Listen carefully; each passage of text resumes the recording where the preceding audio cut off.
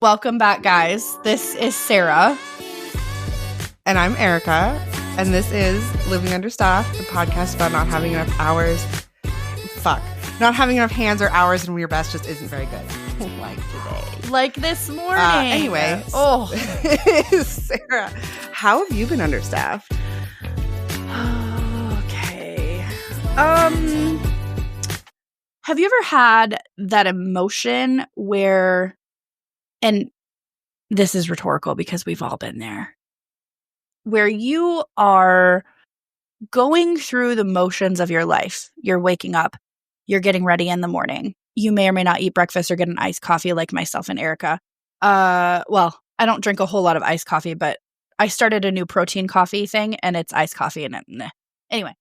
You get up, you go to work, you start your day, you go to work, you go through the motions at work, you're interacting with people, and your brain sort of shuts off because you're in this like autopilot, because at work you know what you're doing and you know what needs to happen, and you know these things, like you have a generalized idea of how your day at work is going to go. And then you get off work. I have sort of been a shell of myself in a sense of like, there's things going on with my mom and the hospice situation. There's things going on with our sister. Our sister is visiting right now, or she left yesterday. And she's in the situation she's in. And, she went and picked up my niece and nephew, and my nephew isolated himself in his fucking room the entire time. Like, I understand that not everybody deals with death the same way, but like, dude, get the fuck out of your room. But I'm not there. He's not my kid, whatever. But this week has been me avoiding my emotions. There's a lot of heavy things going on right now, and the avoidance is the only thing that's making me hold myself together and still function. And I know that, and I'm gonna shout out Daddy Call right now, because he has sent me text messages. He has sent me songs. He has, he reached out with Meg when she visited a couple weeks ago. I haven't responded to a single thing that he sent me, and I'm active on my phone. And it's not just him, to be fair, it's not just him. But yesterday, he called me, and I teared up for a minute. I was at Starbucks getting some editing done, and he left me a message. I'm just going to read part of the transcription. "Hi, friend. Why do you hate me so much? Anyway, I'm calling you to ask you a question." And like, it's like a 30-second voicemail. It's not anything crazy. Call is one of my really, really, really good friends. I enjoy him immensely, and I can't bring myself to call him or text him because everything is everything, and I only have so much to give. And it's not just him, like there are other friends that I've left on read. There's other friends that I know I haven't responded to messages in weeks, and I know that. Same. We're not crying today, but I only have so much. I only have so much to give, and it's not a lot this week. So that, yeah. Long story long, that's how I've been doing this week. Yeah. I definitely get the feeling of like, okay, I can put one foot in front of the other, but literally any deviation from this, like exactly what is right in front of me, and I'm going to fall apart. So like, if you could just not bring up anything emotional at all, that would be great. Yes. Hey friends, let's talk about something we all cherish, our memories. Whether it's old family photos, home videos, or those special moments that define our lives, they deserve more than a shoebox or a cluttered cloud drive. That's where Forever comes in. Forever is your permanent digital home for preserving, organizing, sharing your most treasured memories without ads, without data mining, and with a guarantee for generations to come. There's a need to digitize old photos and home movies that have been stuck on that VHS. Forever makes it easy. Do you want secure private cloud storage? You pay once and you own it for a lifetime plus 100 years. If you love creating custom photo books, I definitely do. Gifts, coffee cups, blankets, keepsakes. Forever has the options that you'll love. If you want the best deals, join Forever Club. Not only do you get nearly 5% off everything, but you also earn free storage every 3 months and get access to exclusive calls with the Forever founder. So your memories deserve more than just a temporary fix or a thumb drive that we've lost. Or, I've even worked with a couple people that their external hard drives have all of a sudden stopped working. So let's try to avoid that. You deserve forever. And the link is in the show notes, and we'll link it to this video as well. Good luck out there. Let me know if you have any questions.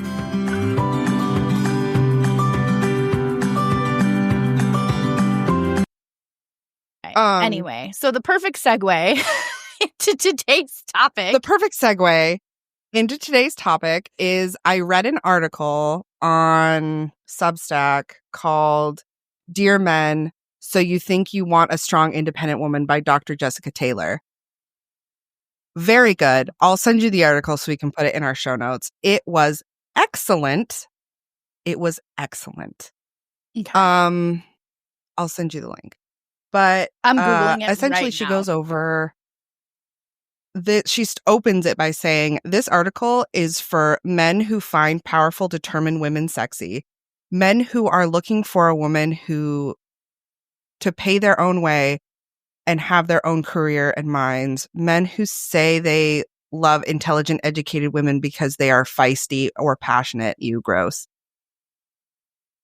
So, and she intentionally this is for men. This is for a man reading this, and the whole article, because I've been trying to articulate this thing for a while, what is it about men who, they either find it sort of fetishy, or they say they like it, but they really don't like that I am a high performer and I am passionate about my job and I work really hard and I'm really good at things with my job and I have hobbies and I do all of this stuff, and they don't like it.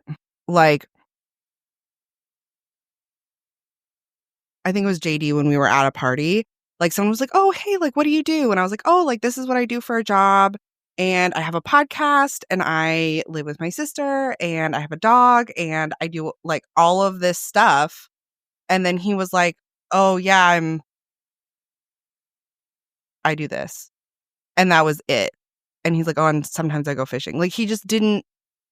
And and then was like, oh, well, he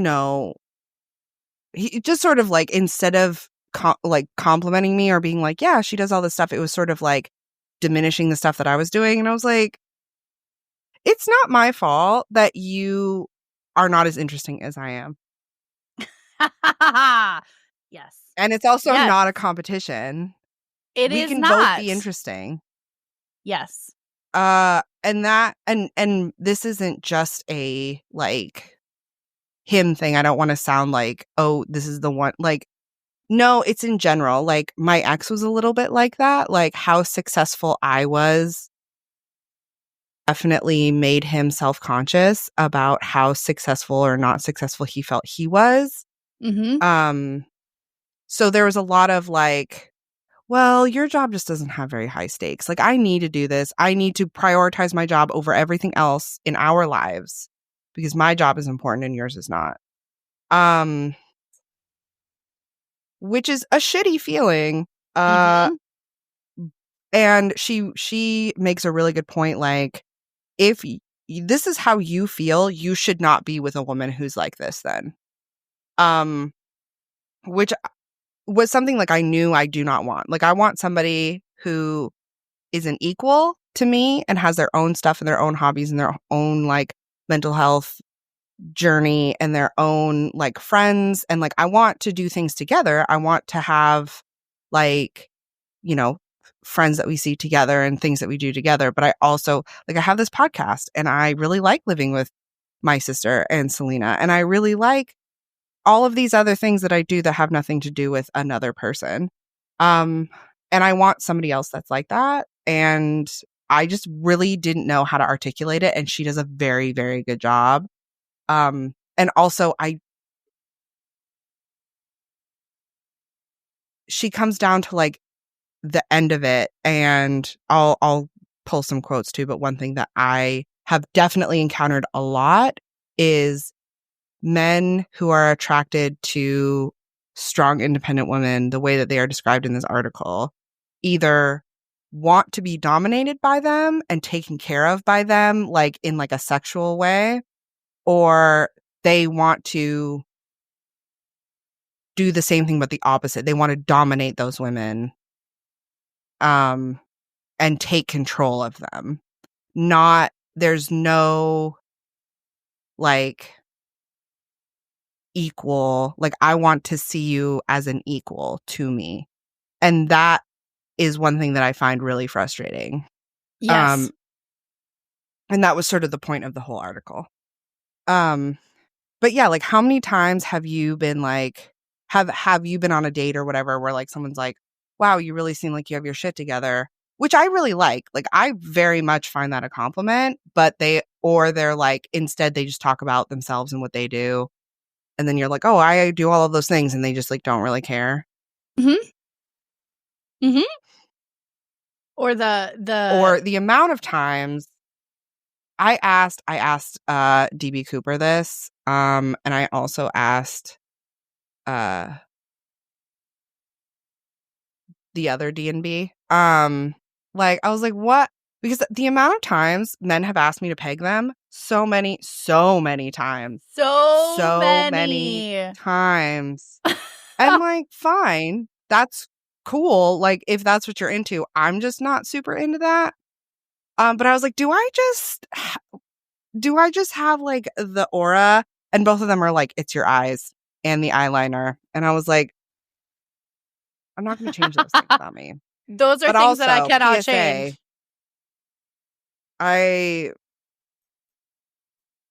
I'm not into pegging. PSA, not into it. Say that to every guy who's going to send you a message in the next 6 months to a year that still wants to be pegged. I just I'll put that in my my Tinder bio. There will still be men that don't listen, that don't read it. Like, true, the amount that don't read bios, yeah. I cannot. I also I'm not on the apps anymore because I stopped caring because I'm just like, I can't. The existential dread is real. It is. And so the last one that I was on, I got to the point that I was like, if you can't even spend the 10 minutes to answer a few silly dating questions, swipe left. Like I will not, because if you can't even put it, and again, I am an effort girl. If you can't put in the effort on a dating profile for 10 minutes, what's that going to look like when you're dating or in a relationship with someone after a year? Absolutely fucking not. You can't take 10. No, get out. And my thing, or the ones that their pictures are like they're allegedly 35, but their like most recent picture is of them as like a specialist in multicam, and I'm like, or you couldn't take a more recent picture, or the a picture from them at like high school football championship photo. Yes, I'm like, sir. Or every single one of their photos, they're wearing a hat.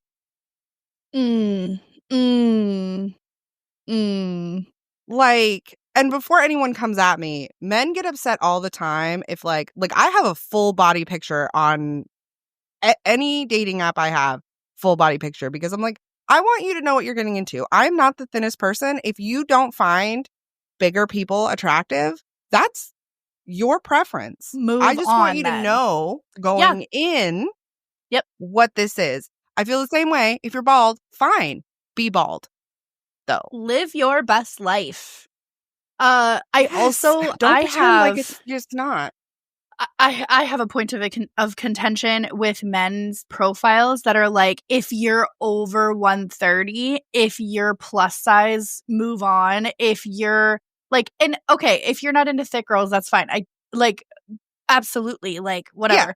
But if I were to put on there, I want a 6-foot, ripped, delicious, caramel colored, someone with blue eyes and has a fucking 401k. The audacity of me saying what my preferences are. Oh my God. And for the record, that's not all my preferences, but like, it's just very shallow. And like, for me, I enjoy people. I enjoy getting to know people. And like, that's a lot of people from a lot of different walks of life. The people that have those types of things in their profile, swipe left. Like, fuck off. Now, yeah. Even if they are exactly physically my type, I'm gonna just because it's like you also have to swipe on them. So you also need to choose that person. So why are you being a dick? I feel the same way about men that are like, my type is a woman that can hold a conversation. First of all, I'm a yapper. Sarah and I both yappers. I can hold a conversation with a brick wall. I talk all the time. fact. And there have definitely been men that I have like talked to that are not like the conversation just dies because it's just saying hey back and forth for like 3 days. Like, dude, like there's only so much I can do about that. Yeah. If you're not necessarily you don't have to be a conversationalist. Like the person that I'm currently dating. No, but you can be interested. Yes, but like not necessarily a conversationalist, but absolutely contributes to my yapping. Like, and I'll send him pictures. Like, you know, on Instagram they have all those memes that are like, my man's a 10, but he's actually a 100 because he listens to me yap nonstop. Absolutely. Yes. Like, absolutely. Like, there's no like difference there. But like, I struggle with the men. Like, I've been on dates where a guy will immediately start putting down the fact that I do so much. And it's like, yes, we've talked about it. Like, I have 2 very, very, very good jobs. I have a third job that's like commission based. And I like to work. I like to put in the work because I want to put in the work now so that I can do whatever the fuck I want to when I retire. Whenever that is. If that means I'm going to retire at 45, great. But I have to put in the work now to retire at 45. If I'm going to retire at 70, I still have to put in the work now to retire. Like, yeah. I know that, like, when I was 20, I didn't give a shit about that. But now it's, I don't know what if it's age, if it's the job, if it's the government, like whatever it is that's going on, my priorities have shifted. And so for someone, if I'm sitting down on a date and for someone to be like, oh, what kinds of things are you into? I'm like, I have a podcast. I go hiking a lot. I work out. I have friends. I have a social life. My job, my full-time job is a lot of evenings and weekends. It's a lot of travel. My second job is a lot of travel. And my third job is a lot of marketing. And it's a lot of talking to people. And it's a lot of putting my face out there. And so is the podcast. Also, I do a lot of the editing. And I do all of these things for the podcast that isn't just recording, or it isn't just like talking to people about it. It's not just like, there's all of these other little like individual things that go into just the one hobby, including like with the photo business. Like, there's a shit ton of marketing. I'm in a bunch of vendor groups. There's Small Business Saturday. There's Marketing Mondays. There's Let's Talk About It Tuesdays. Like, there's all of these things that I am 100% involved in, mental capacity or not. And for someone to sit at a table with me, sit across the table, sit at a chair next to me, I don't give a shit. For someone to be like, oh, wow, you do too much. No, I don't. No, I don't. Is it overwhelming sometimes? Yeah. But I like it. I like what I do. Yes. I like the things that I do. Yes. Now, caveat is, have there been times in my life that I do a lot and I don't enjoy it, but I'm still doing it? Of course. We've all done that. Yes. The point of my life that I'm at Are right we using now. it to escape our own thoughts? Sometimes. Yes. But that's not your business. No. And the point that I'm at right now in my life is I'm enjoying my life to its fullest extent. I love that for me. And if that person wants to be a part of my life, hell yeah, I'm all for it. But if you're going to put down the fact that I have hobbies or put down the fact that I have some kind of passion for anything and you're just sitting there on the weekends playing video games, we are not a thing. It won't happen. No. Exactly. And to that, there's a quote from this blog that or this article that I really liked that sort of, again, just restates what we've just said in 20 minutes because, Yappers. If this blog makes you uncomfortable or angry, you might want to reevaluate. You might not be a good fit for a determined woman. You might even want to question whether you are fetishizing women or hope to control them. Oof.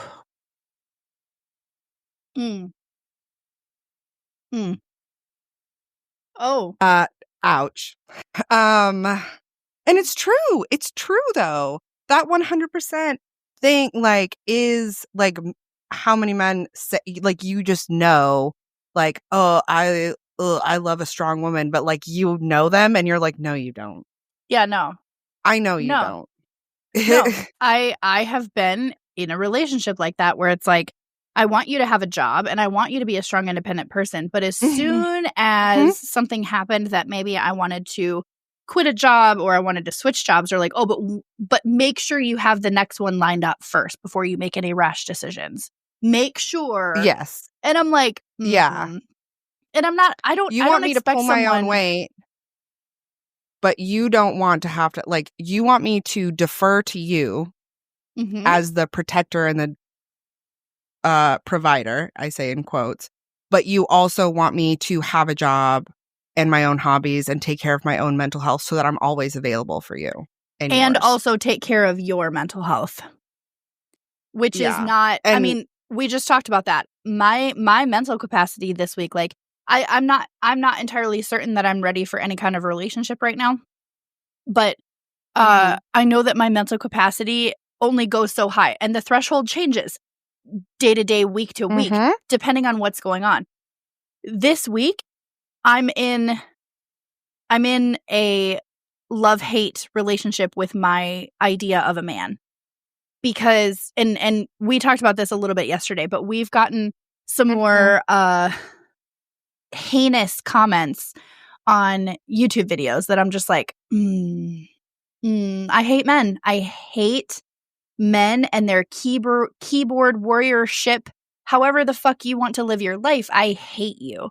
But then I have wonderful people in my life that, are men that are lovely. I had this kind of piggybacks. I had a conversation with Poly Guy yesterday. He went out to the club on Friday and he was sitting at the bar and there's one of the bartenders who's one of his friends. She doesn't wear a bra and she's not big chested, but she's nipping out. It's a fucking hot bar. She's slinging drinks. All right, fine. And there were a couple of guys that came up to the bar that had the audacity. Okay. And this is the third time that they even approached this woman. All right. They said to her, so do you not wear a bra to get more tips, or is this just the way that you want to live your life and showing off?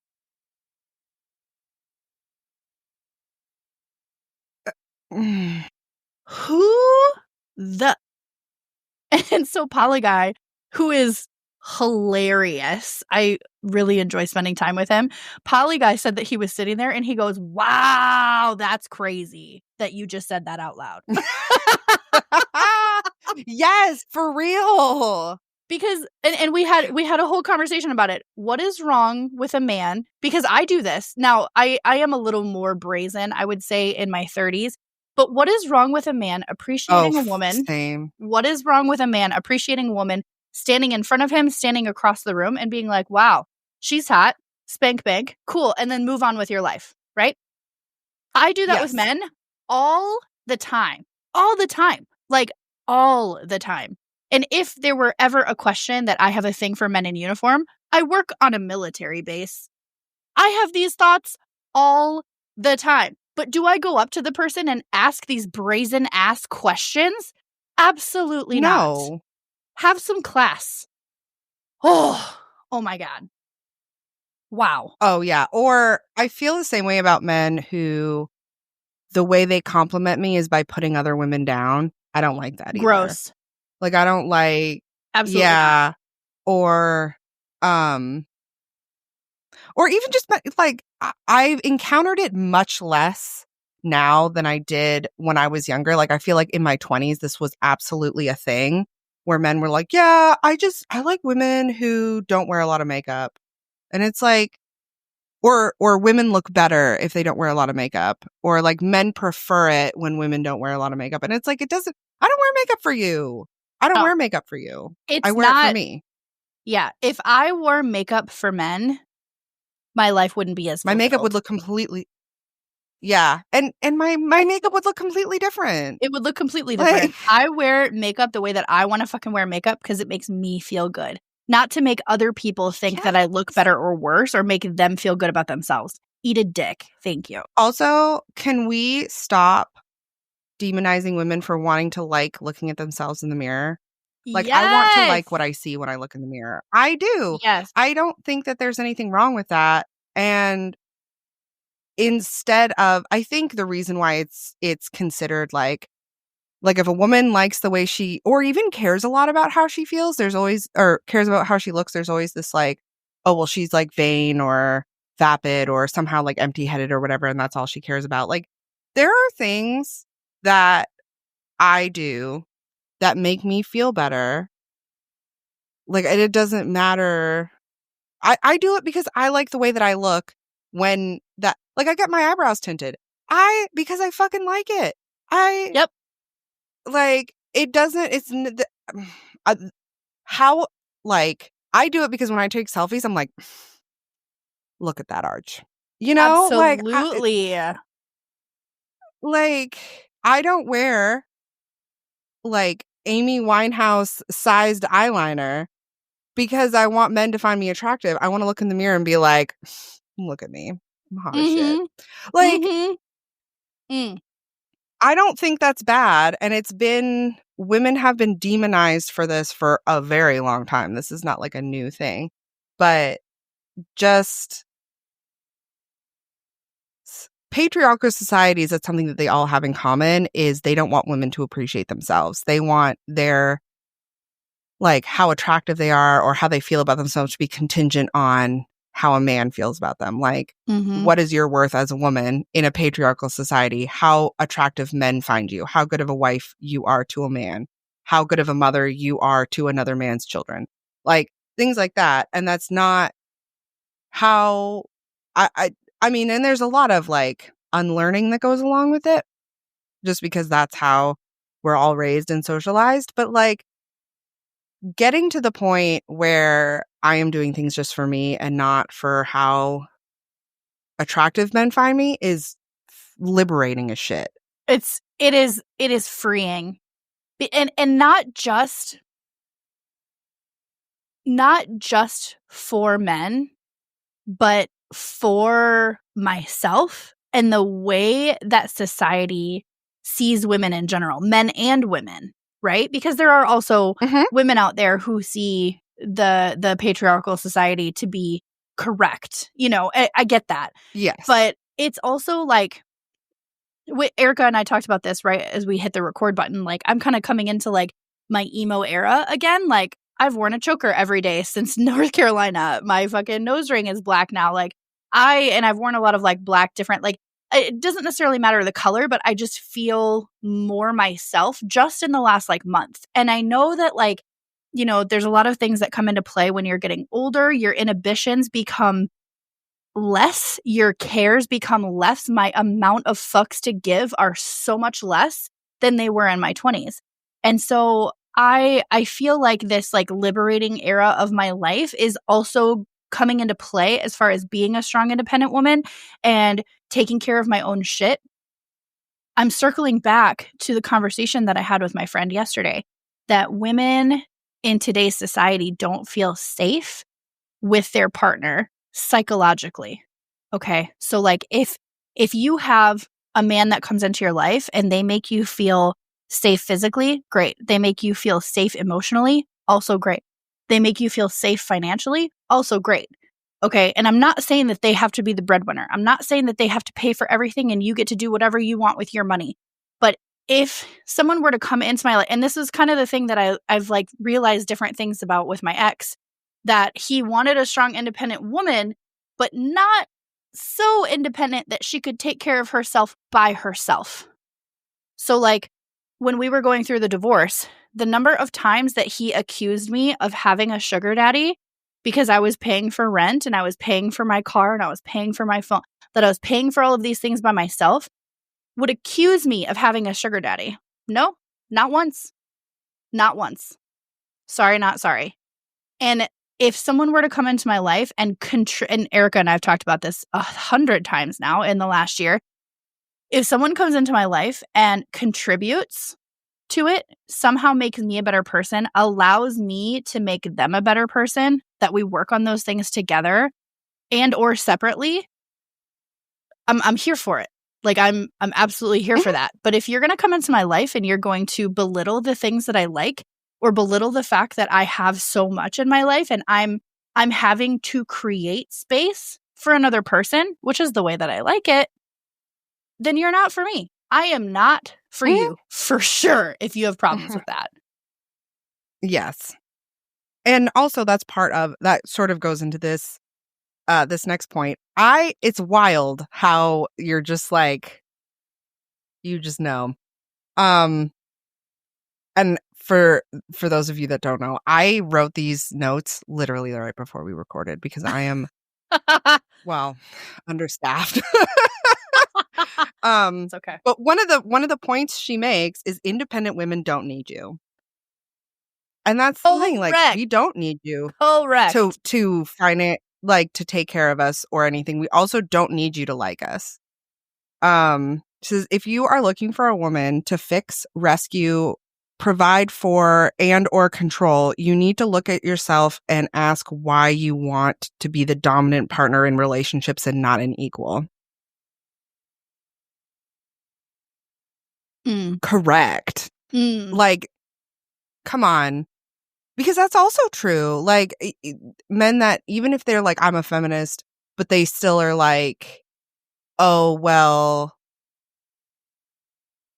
they want to like protect women or something. And I'm like, but that's not what that is. It's treating women like they are like, oh, baby girl, I'll treat you like a princess. I don't want you to treat me like a princess. I want you to treat me like a person. It's sort of like when you're at work and you work with mostly male coworkers, there's a huge difference between male coworkers treating me like a female coworker or male coworkers treating me like just another coworker. Those are two completely different things. And I just want to be treated like a coworker. That I will also say, the difference, like where I work now, is mostly people that are around my age, and it is there are way more people that just treat me like a regular coworker, versus when I've worked in places where my coworkers were a lot older. So I think part of it is generational thing, but not all of these things are generational things. The next one also, independent women don't want to fix you or babysit you. This is another thing that I did not realize I was doing until, like, I did a little bit, but like, when I was younger, I really just wanted to be needed, right? Because that is where like I felt like my worth was. I don't feel that way now. Also, it is not my job to just be available to you. Like, I was definitely in a relationship for a long time where I was the receptacle of all of the bad feelings or emotions the other person had. And I just put up with it. I just fucking, because I wanted so badly to be needed and wanted them to like love me, honestly. Like I didn't, and like, it doesn't do anybody any favors because it doesn't change their behavior and it doesn't make the person who that is happening to feel any better. And you can't fix another person if they don't want to be fixed. If they don't think there's anything wrong with their character or their actions, then they're not going to change. And it's also not really like in sort of a, like, definitely for me, like it is a like, why do you think this person even wants to be fixed? Like you come in and you see all of these things that you think should be changed, but like, how would you feel if somebody did that to you and you don't think those things need to be changed?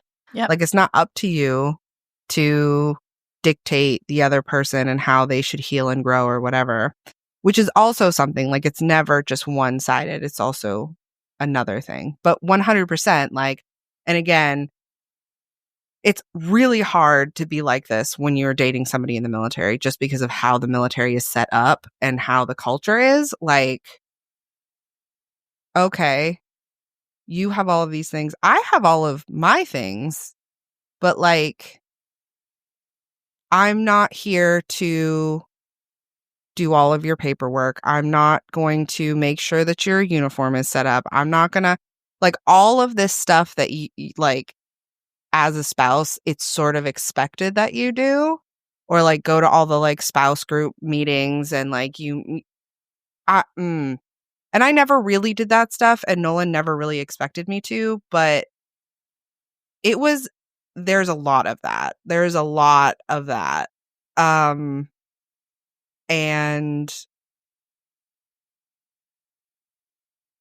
I don't fucking want to do it. I'm not going to. Like, your job is your job. My job is my job.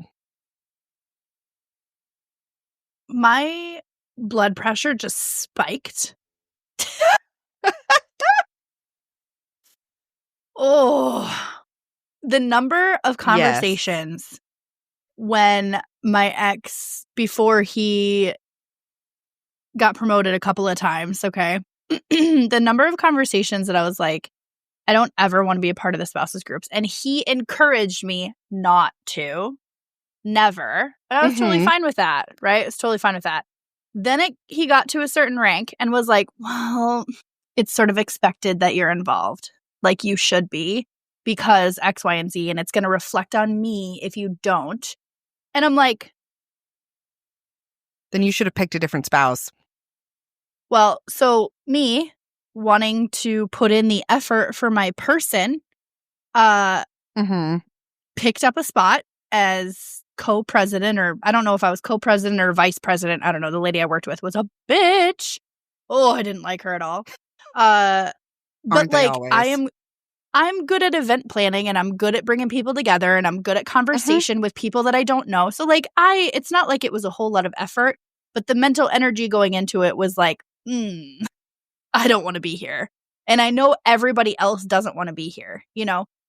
On the flip side, okay, and I had this conversation with the garbage man in St. Louis. On the flip side, because he made a comment one day that his brother, there are times that he doesn't want to go do things with the family, that there are times that he doesn't want to, you know, go to the kids' basketball practice or whatever it is. And he made a comment about how his wife makes him. And so Garbage Man was like, then don't fucking go, dude. If you don't want to go, don't fucking go. You go to the majority of things. But if there's a time that you just want to sit at home and play video games, then don't fucking go. And in my head, I see two different avenues, right? I see, for example, and I've talked about this before. My job has one huge event that's open to the public every year. And it's amazing and it's on post and it's lovely and there's food and there's people and it's free. Everyone should come to this, right? When I was still married, my ex's office, the building that he worked out of, was like kitty corner from where the event was being held. 2.5 hour event. We were there the entire day, setting up, students in and out to set up their tables, blah, blah, blah, right? He couldn't put in the effort to come over for 15 minutes. And he was 4 blocks away, maybe 5. Couldn't put in the effort for 15 minutes, okay? For me, even if you don't like people, even if you're not good in big crowds, even if you only have 10 minutes to give, the fact that you are giving me those 10 minutes for an event that's really important to my job means a lot. It means a lot. Okay? For like the spouses club groups, right? I put in that effort because, it reflects well on him, even though I didn't want to, it reflects well on, okay, fine. I also am selfish that I'm like, well, I'm putting it on my resume. Leadership skills, event planning, whatever. Like, I will put it on my resume. So I did those things even though I didn't want to, but I knew that it would hopefully do something for him. Not once was I ever thanked. Not once did I ever get help. Not once. It was not necessarily wasted effort. I did network while I was there, but it just, for me, as far as being a strong, independent woman, that still means that I need support. Whether it be emotionally or physically, I still would like someone who shows up for me, even if they don't want to. Because for me, again, I'm an effort girl. If you show up when I know that you don't want to, that means a lot because you're showing up for me, not for the thing. And also to caveat, like, if you are going to use whatever that thing is to sort of like, oh, well, I did this thing for you, I don't want you to fucking do it. I don't want you to do it. If it's going to be something that you're going to hold on to, because there was definitely something where like I did, again, like when I was married, anytime there was a unit function and he needed to bring something, he didn't even ask me. He was just like, oh, my wife is going to bring chocolate chip cookies, which I make very good chocolate chip cookies and I like making them, but it's like, but I would be like, why? Like, I am awake at like 10 o'clock at night making these fucking cookies while he's asleep. And then I'm like, hey, like, can you come to this thing or whatever? Or like, I'll bring up like, hey, like, I stayed up really late making these chocolate chip cookies and I'm tired or something like that. And he'd be like, well, you like making them. And it's like, yeah. Yep. Yes, but also, or I would be like, I do all these things for your job. Like, can you please come to this thing or whatever? And he's like, well, I'm at work. And I'm like, okay. And it would be like, well, your job just isn't as important as my job or whatever. And it's like, so it wasn't just that he didn't want to show up, but he made it sort of like about me. Like, it's fine that he's not appreciating it because I actually like it. Or it's okay that he like isn't showing up for me the way that I show up for him because his job is more important. Like, and that is the shit that really sucked. And it took me a really long time to figure out what he was doing. It wasn't just true. Like, for a long time, I was like, well, like, I guess I do like, I'm like, no. And that took a long time for me to figure out. Correct. And it's, I've probably mentioned this before, but there were conversations that my ex would make about coworkers where they're like, oh, they fucking leave work all the time because their kids have doctor's appointments. That makes sense. Because that's a fucking priority. Or there was one time this same coworker left work for, I want to say it was close to the whole day, but he had to be home to watch his 4 children so that his wife could go to her OBGYN appointment by herself. And I remember my ex coming home and talking about how much of a piece of shit this dude was because he left work for so many hours. And it's like, I'm sorry. I know that most men don't know what it feels like to have their legs up in stirrups with children running around and your vagina's just chilling, open to the public, and a doctor is digging around in there and you have 4 kids under Also- 9 years old running around the room, of course, I fucking hope he stayed home with the kids, because that is awful to put on another person. That's awful. Mhm. And we would argue about it, that I'm like, that's bullshit. And then, you know, there were times Mhm. that he couldn't even pick me up from the hospital on post because I got my eyes dilated and couldn't drive, and there's not enough sidewalks, because I would have walked, but there's not enough sidewalks to get from the hospital to where my old house Yep. was. He couldn't leave his job on post just to come pick me up and take me home. I even already had a plan to get my car in the morning, and he couldn't make the effort to do that, you know? And again, listen, both of us will talk about relationships. We will talk about dating. We will talk about the people in our lives.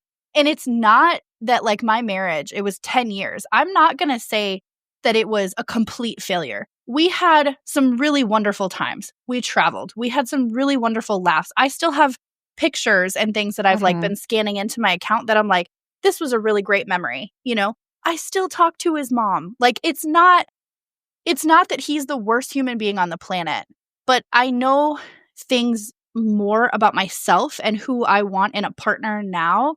And yeah, I'm going to talk shit and I'm going to say things about him that he probably wouldn't agree with. To each their own, buddy. We're not married anymore. I don't give a shit, you know? But I do want to throw out there, like, it's not that I'm just, or Erika, we're not just like man-hating individuals that like all men are trash, because all men can be trash. But we also had really good memories and really good times together along the way. So there's the ups and downs, but I I want to throw that out there too, because there are times that all we do is just bash, and while it is deserved, Yes. yes. Mhm. There were also good times too. So I wouldn't necessarily say that I'm still like in a bitter phase from like post-divorce. I feel like I've learned a lot, but I know that there are times that I'm like sort of triggered on different things that like, oh, okay, there's still some things that I have to heal from. Like, there's still some things that I have to think about and like reflect on and figure that out and talk to my therapist about and get my feelings hurt again. Okay, like, that's okay. But when we're talking about dating world, men wanting an independent woman, men hating independent women, when we're talking about these things, it's not even just from a, what's the term that I'm trying to think of?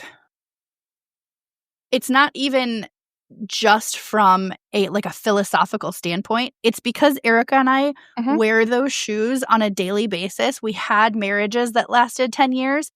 And it's coming from experience of like current dating, past relationships. Men truly can be trash. Does that also mean that women can be trash? Yes. That's not in question either. But we, as women, are more supportive of women than we are of the trash men of the world. Yes.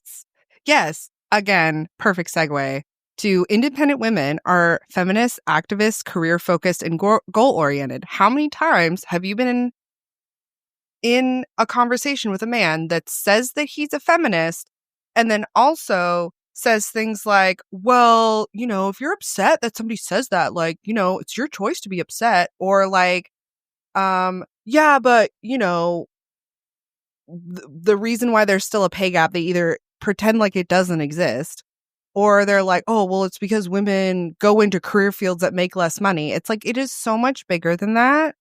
Or just in general, like, just take, you know, they still, it's like, okay, but you're not a feminist. You say you think women should be equal, but like, you don't want to acknowledge any of the things that still aren't equal. Like, I don't have time for that. Like,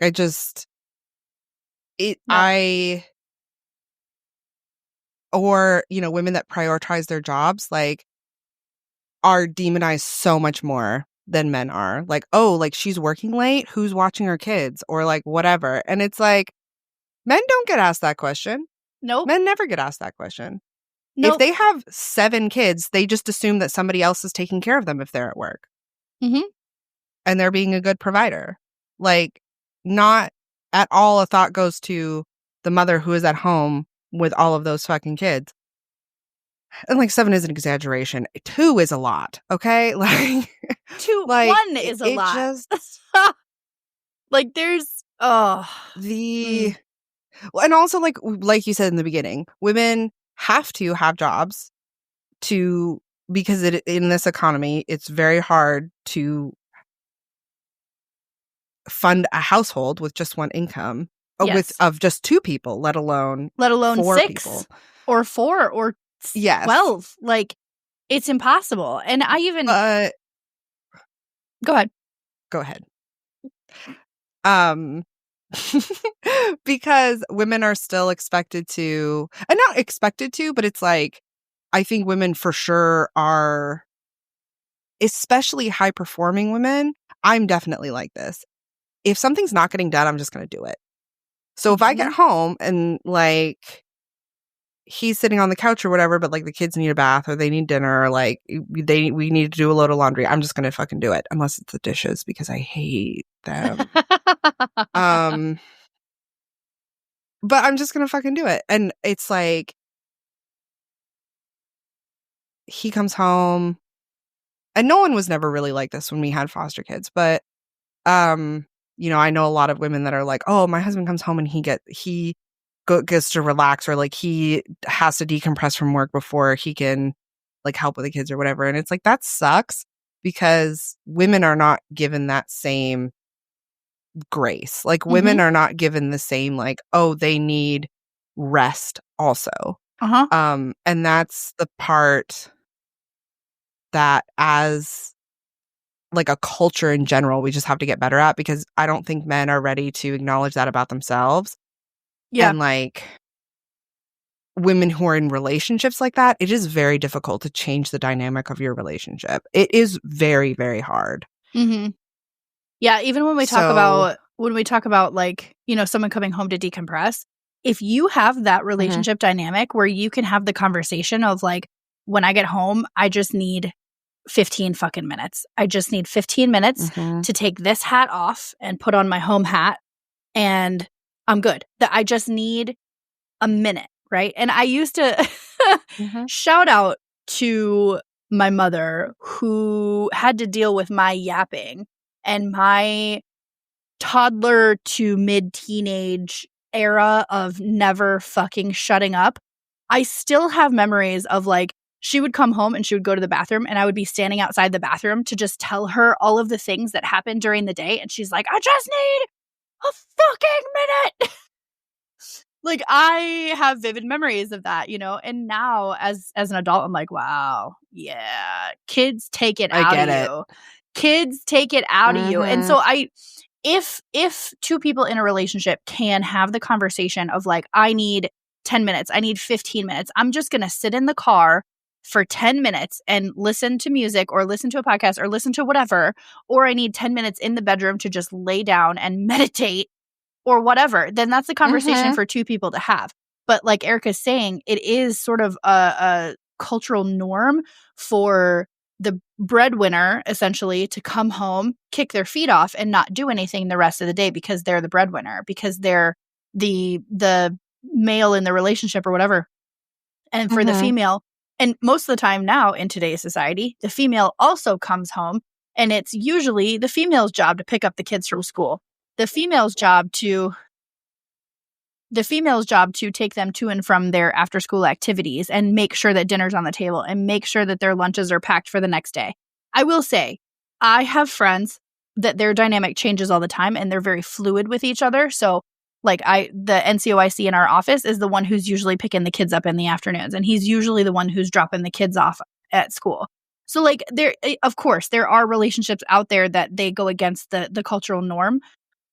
But as far as today's society and what it looks like, it's still not a partnership. It's still an uneven expectation, especially for the woman who is also going to work however many hours a day and expected to keep the house clean and the kids bathed and fed and school ready and homework done. God forbid. Let me caveat. I feel heavily for any parent that has to do homework with their children. I couldn't do it. as a working adult, would hire a tutor immediately. I don't have the, first of all, I'm not smart enough. I don't have the fucking brain power to go through, because I remember in school that the way that I was taught math is different than the way that my mother was taught math. My mother's a mathematician. So especially with like my advanced chemistry or my advanced algebra, I would come home to her and be like, I need help. I can't understand this. She would help me, rarely, but she would at least help me to understand it from a different perspective. I would go to school and I would get zeros on my assignments because it wasn't done the way that the teacher was teaching it. And I'm like, not okay. So I look at that now, me as an adult with kids that are like, oh, you can just help them with their homework. And I'm like, no, I can't. No. Yeah, as a person that helped Emma with her homework a lot, it's not one of those things where it's just another thing. It was one more thing. So like my evenings were definitely taken up by like, you know, I come home from school and then I have to make sure that Emma ate dinner and Emma's homework was done and Emma goes to bed on time and like all of that stuff. It's a lot. And even when we had Mila and Athena, it was the same thing, like getting them into bed and like making sure that, you know, just like being with toddlers is hard and difficult. And no, thank you. It's just a lot. You. Even with two people. But moving on to the next point, the last one, my favorite point, is independent women don't want to be fetishized as some sort of sexy, domineering anomaly. Oof. Yes. Takes two forms. Men want to dominate, break down, domesticate women who are non-gender conforming, successful, and independent as some sort of conquest to prove to themselves that they are the more dominant. In so much media, like Taming of the Shrew. That trope, so much. Almost every single Hallmark movie. All like, and it a lot. Like that is a pretty standard storyline in all media. All. Or men want these women to dominate them, rule them, control them, harm them as a fetish, or to take care of them. So again, they want to be the dominant person in the relationship, or they want to be the submissive person in the relationship, but they don't want to be equal. They don't want to be a partner. They don't want to be equal to a woman. Yeah. And that, I think, is the biggest issue, is that, and this is again, I am going to harp on this until I die. The patriarchy is not like men. They are not the patriarchy. The patriarchy is the system and the culture that we are in, and it is bad for everybody. If you are raised that every single thing that is feminine or woman-like or whatever is bad, you're not going to grow up and want to see anything feminine or as an equal to you. So that is a big part of it, and that's what makes this so frustrating, is that like, yes, men need to do that work, but they were raised in a way that would make them feel that way. Correct. So it's a power play. It's disproportionate. Yes. Especially, and we'll circle back on this 100 fucking times.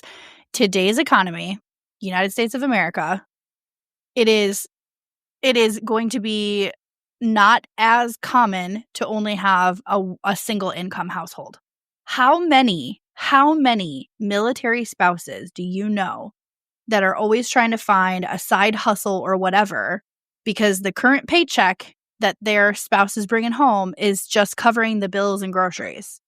I know so many. Now, it could also be the opposite, where it's like this person is just doesn't want to be a stay-at-home spouse or a stay-at-home mom. They don't, they want to do more with their lives. They want to go back to school. They want to do these things. I'm fully supportive of that.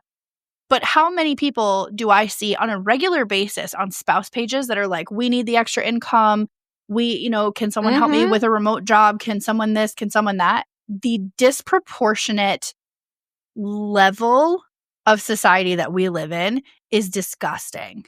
So for men to want and hold the power, it's not possible anymore. And they're fighting for it, but so are women. Mm-hmm. And the strong, independent woman that we both are, that we like to surround ourselves with, not putting up with that shit anymore. Not putting up with it. Yeah. And she also goes on to talk about, and I want to read this part because I think it's really important, right before we wrap up. She talks about the concept of strong, independent women is, she literally says, like, even the concept of strong, independent women is bullshit. The imagery of these women used in music videos, films, media, and books are usually white, middle class, educated, rich, privileged, thin, and beautiful and feminine. Which is true. Like, you can be all of these things. You can be, as long as you are also, you can be strong and independent and successful and goal oriented, as long as you are also pretty and feminine and a good housewife and all of those things. Mm-hmm. And she says, like, most strong, independent women you will meet are not from this walk of life. It's the teenage mother who raised 3 children alone and is now a powerful monarch who can hold down a household by herself. It's the young Black woman who is discriminated against all the way through school, college, and university until she graduated at the top of her class.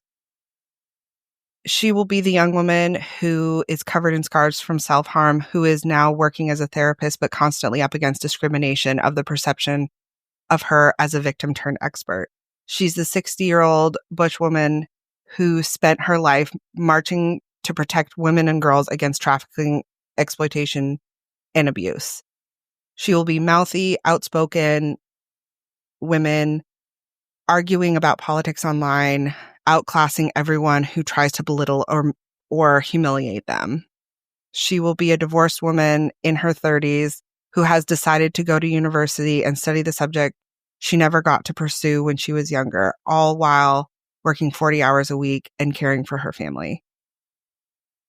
These women are not sex objects to jack off or to fantasize about how you can make or break them. They are not women to be controlled or discriminate or domesticated by you. They are not your mother. They are not your babysitter. They are not your fetish. Right. I'm going to need to take a nap after this.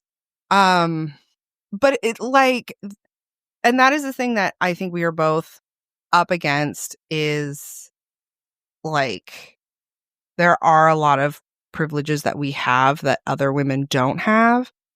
But it is still, especially living in the places where we live too, I think it's like, not that I think men in other places are like more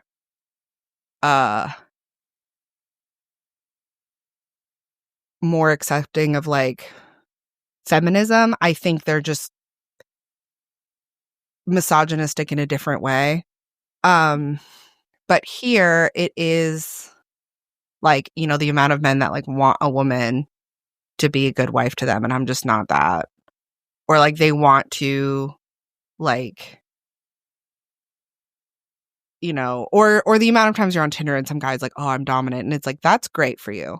Do you want to be dominant in purely a sexual context, or do you want to be dominant all the time and say that it is a part of the dynamic? Because those are two different things. And it's stuff like that that needs to change. Anyway, that's it for me. Now that my blood pressure is so high, I'm going to go ahead and wrap this thing up. Thank you. All right. Whew. That's it for us. Thank you so much for listening. I know this was a rough one. We really appreciate you. Remember, we have merch. We have our Discord that we are in all the time. It's a party over there. Please come. That's where we like episode announcements, all of that stuff, all of it. Pet photos. are my favorite. May- Send them daily. Yes. Yes. Send all of your pet photos. We want them.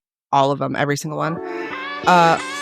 We will be in Kansas City on May 10th for Lit in My Libations by Casey Bookbeat. Super excited about that. We will be recording in an actual studio, like real grown-up podcasters. I'm so fucking excited. But thank you. We love you. And without you, we would be potting into the void.